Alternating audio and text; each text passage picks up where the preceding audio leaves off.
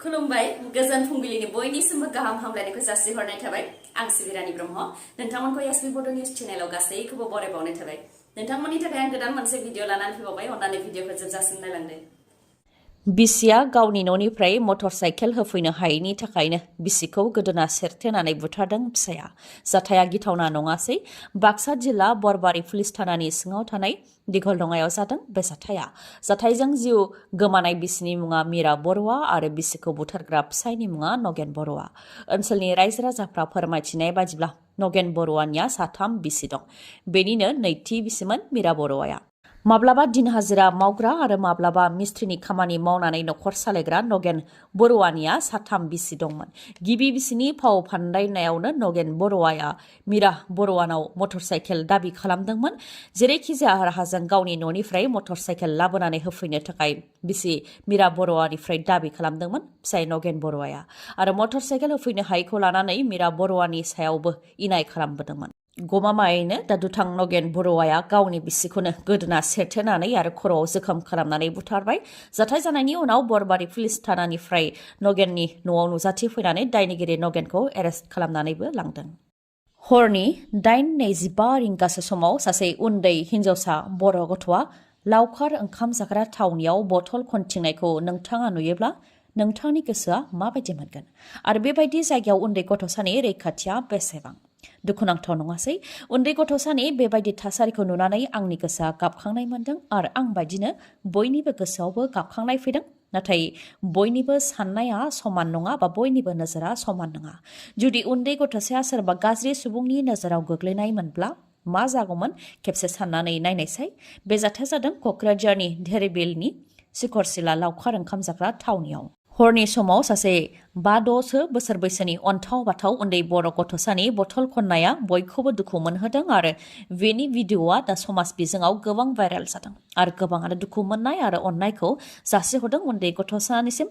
जायफोर बिथांमोनहा उन्दै गथ'साखौ नुसननानै उन्दै गथ'साजों सावरायलायदों आरो सोंनाय फिननाय लादों बिथांमोननिसिमबो साबायखर बावहरदों रायजो राजाफोरा उन्दै गथ'सा जायनि मुङा अलका बसुमतारी बिथाङा दासो क थाखोआव फरायो बिथांखौ बेबायदि बथल खननायनिफ्राय गोजानाव थानो थाखाय बोसोन होदों आरो बिजाब फरायनो थाखाय थुलुंगा होदों लोगोसे बिजाब फरायनायाव रांखावरिनि जेंना जायोबा बिबानखौ रुजुनो थाखायबो खोथा होदों आरो गांसे लेखा बिलाइयाव बिथाङा गावनि मबाइल नाम्बारखौबो लिरनानै उन्दै गथ'सानो होबोदों अन्थाव बाथाव उन्दै हिन्जावसा गथ'आ फोरमायथिनाय बायदिब्ला सम सम हरनि समाव बेबायदिनो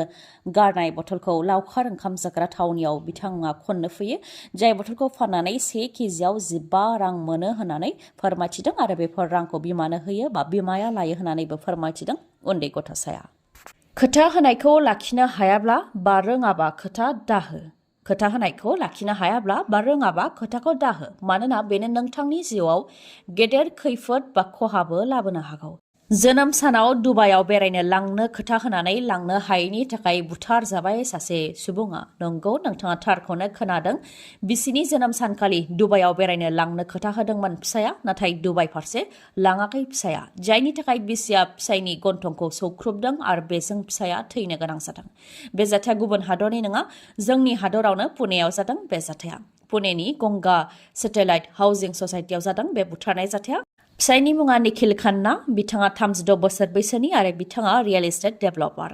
फिसायखौ गन्थं सौख्रुबनानै बुथारग्रा बिसिनि मुङा रेनुका खान्ना रिपर्टनि बादिब्ला रेनुका खान्नानि जोनोम सानाव दुबाइयाव लांनो थाखाय फिसाय निखिला खोथा होदोंमोन जायनि थाखाय नेनानै दंमोन बिसि रेनुकाया आरो सारप्राइज महरै होगोन साननानै नेनानै दंमोन नाथाय बिथांनि गासै आसाया फैमाल जादों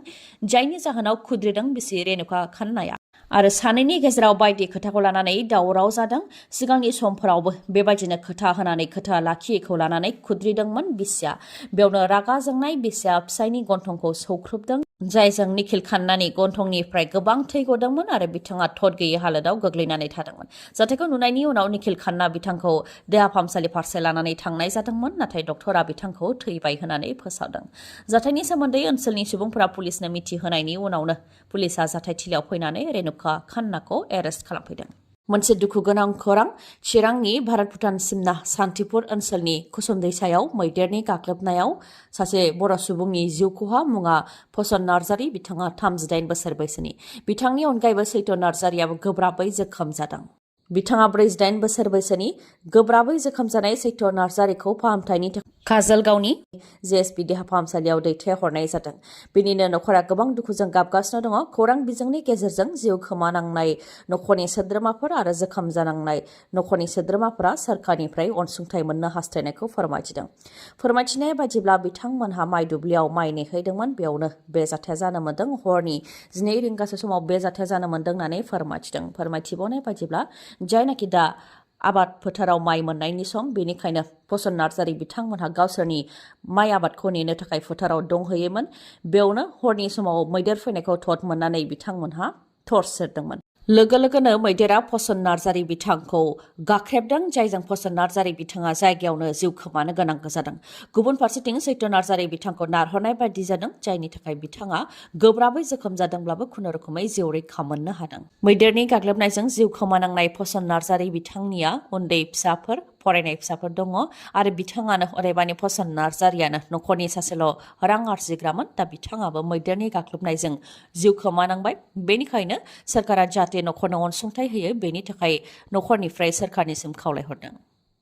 बिटिआरआव बिजेपि आरो बिपिएफनि गेजेराव बादाबादि। जायनाखि लकसभा बिसायख'थिया खाथिनिफ्राय खाथि सौफैदों, बेनिखायनो राजखान्थि दोलोफ्राबो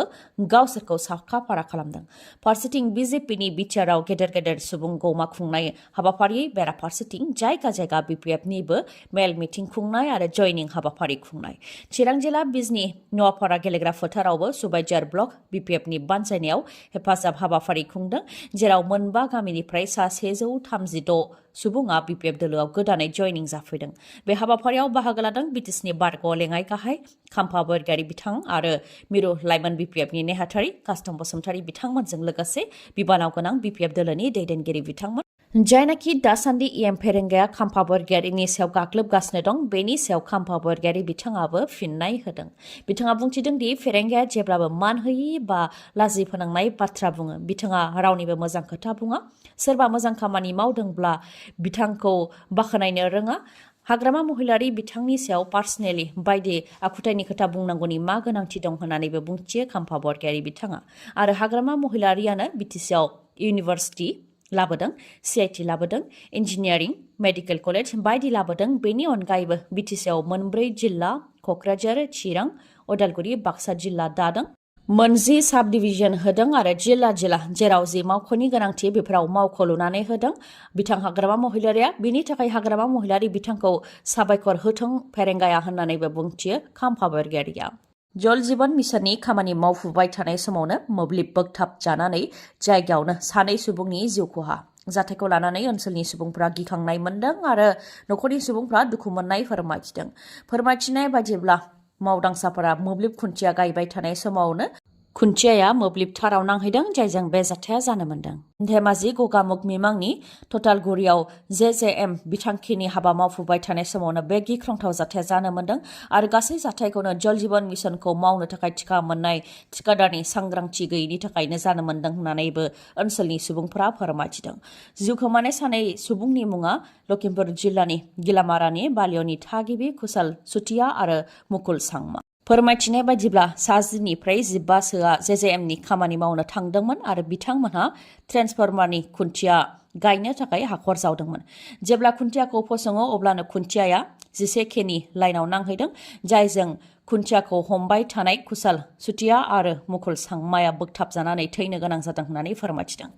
नोंथांनि हाया बेसेबां रैखाथि दं? नोंथांनि हाया नोंथां मिथियालासे गुबुननि मुङाव थांनोबो हागौ, बा नोंथाङा मिथियालासे नोंथांनि हाखौ गुबुननो फाननायबो जानो हागौ। बेबायदि जाथाया जाथावै नङा। बेबायदि जाथाया जागासिनो दं जोंनि रायजोआवनो। बेनि सायाव सांग्रांथि होदों गुवाहाटीनि पुलिस कमिशनार दिगन्त बरा बिथाङा फोरमायथिनाय बायदिब्ला बेफोरबायदि आयेन बेरेखा खामानिखौ सार्कल अफिस, साब रेजिस्ट्रार मावख'नि माखासे सोरखारि मावख'गिरिफोर, माखासे मुहुरि, माखासे लाट मण्डल आरो माखासे उखिलफोरा जथायै लोगो नांनानै बेबायदि आयेन बेरेखा बा सिखावै खामानिखौ मावगासिनो दङ। दुथां गोसोनि सुबुंफोरा ज' लोगो नांनानै गुबुन सुबुंखौ हानि बिगोमा दिन्थिनानै बिथांनि सिगनेचार फट' आरो गासैखौबो लानानै हाखौ रेजिस्टार्ड खालामो बेनि उनाव नामजारि खालामनानै लायो बेबायदि गोबां जाथायखौ लानानै हानि गुबै बिगोमाफोरा पुलिस थानायाव गोबां खारथिं बायनो गोनां जायो होननानैबो फोरमायथिदों गुवाहाटीनि पुलिस कमिशनार बिथाङा नाथाय गोबां खारथिंनायनि उनावबो जेबो फिथाय मोननो हाया मानोना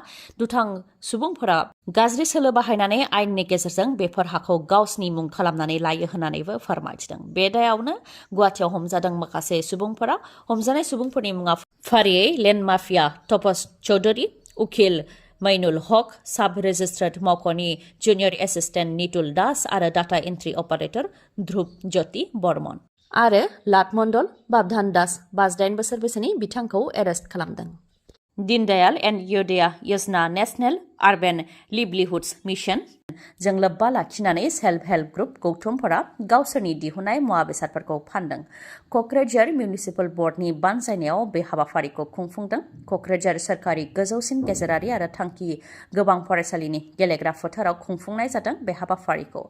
हाबाफारियाव लरेन्स इस्लारि बिथाङा बाहागो लादों बिथाङा बुंथिदों दि जिउ राहानि मेला बाजि बिखां मेला दिन्थिफुंनायजों लोगोसे बायलाय फानलायनि राहा खालामनानै होनाय जादों बेयो मोनसे जोबोद बाख्नायजाथाव हाबाफारि होननानै फोरमायथि बिथाङा लोगोसे बुंथिबावदि सेल्फ हेल्प ग्रुपफोरनो बेबायदिनो थुलुंगा होनो नांगोन आरो सेल्फ हेल्प ग्रुपनो बेबायदि बायलाय फानलायनि राहा खालामनानै होनो नांगोन आरो बेहाय क'क्राझार आरो गसाइगावनि गोबां सेल्फ हेल्प ग्रुपफोरानो बाहागो लाफैदों होननानैबो फोरमायथियो लरेन्स इस्लारि बिथाङा बे हाबाफारियाव सेल्फ हेल्प ग्रुपनि जाग्रा मुवाजों लोगोसे सि दानाय मना आर'नाइ बायदिसिना मुवा दिन्थिफुंनायजों लोगोसे बेफोरखौ फानफैदों बेवहाय बायनो थाखाय आरो नायनो थाखाय गोबां मानसि फैदों आरो बेयाव साक्सेसफुल जागोन बा जाफुंसारनो हागोनखौ आसा खालामो होननानै फोरमायथियो लरेन्स इस्लारि बिथाङा नोंथांमोननि थाखाय मोनसे गोजोनथाव खौरां नोंथांनिया जुदि मेगननि जेंना जादोंब्ला नोंथाङा गोजान जायगायाव थांनांगौनि गोनांथि गैलिया बङाइगाव टाउनावनो गोदानै बेखेवबाय आइ हस्पिटाल जेराव खम बेसेनावनो मेगननि अपारेशन खालामनो हानायनि राहा दङ आखाइजों आरो कम्पिउटाराइज्ड पेक' मेसिननि गेजेरजोंबो मेगननि अपारेशन खालामनो हानायनि राहा दङ डक्टर किशोर पल जाय एमबिबिएस डिअ केटारेक्ट आरो ग्लक'मा स्पेसियलिस्ट डक्टर आशराफुल आलम जाय एमबिबिएस एमएस अप्थाल्मोलजी बिथाङा केटारेक्ट सार्जन आरो डक्टर मेघाली शर्मा जाय एमबिबिएस एमएसआइ स्पेसियलिस्ट अप्थाल्मोलजी बिथांमोनखौ बङाइगावनि आइ हस्पिटालाव मोननो हागोन थावनिया बङाइगाव टाउनाव थानाय लवार आसाम हस्पिटालनि उल्था दिगाव थानाय बास स्टेन्डनि उनथिं अदेबानि बास स्टेन्डनि सोनाब दिगाव फुंनि 10 रिंगानिफ्राय मोनाबिलि 7 रिंगासिमनि गेजेराव सार्भिसखौ नोंथांमोनहा मोननो हागोन आरो नोंथांमोनहा बङाइगाव आइ हस्पिटालाव गुबुन गुबुन सार्भिसफोरखौबो मोननो हागोन जेरै केटारेक्ट एसेसमेन्टनि राहा दङ लोगोसे diabetes vision assessment glaucoma assessment macula degeneration assessment contact लेन्सनिबो राहा दङ भिजुएल एकुइटि डिसिटि डिसिआर कर्नियायाव जेंना जानायनिबो फाहामथाय होनायनि राहा दङ बेफोरनि अनगायैबो prescription eye glass and readers pharmacy आरो अप्टिकेलबो दंफायो मोजाङै मिथिबावनो हास्थायोब्ला 03664356659 नङाबा 6900949900 बे नाम्बाराव खौरां लाहरनो हागोन दिनैनि भिडिअआ एसेनोसै गाबोन आरो गोदान भिडिअजों लोगो मोनफिनबावगोन नोंथाङा दासिमबो आंनि चेनेलखौ साबस्क्राइब खालामाखैबा अन्नानै साबस्क्राइब खालामदो लोगोसे लाइक कमेन्ट आरो शेयार खालामनो दाबाव गोजोन्थों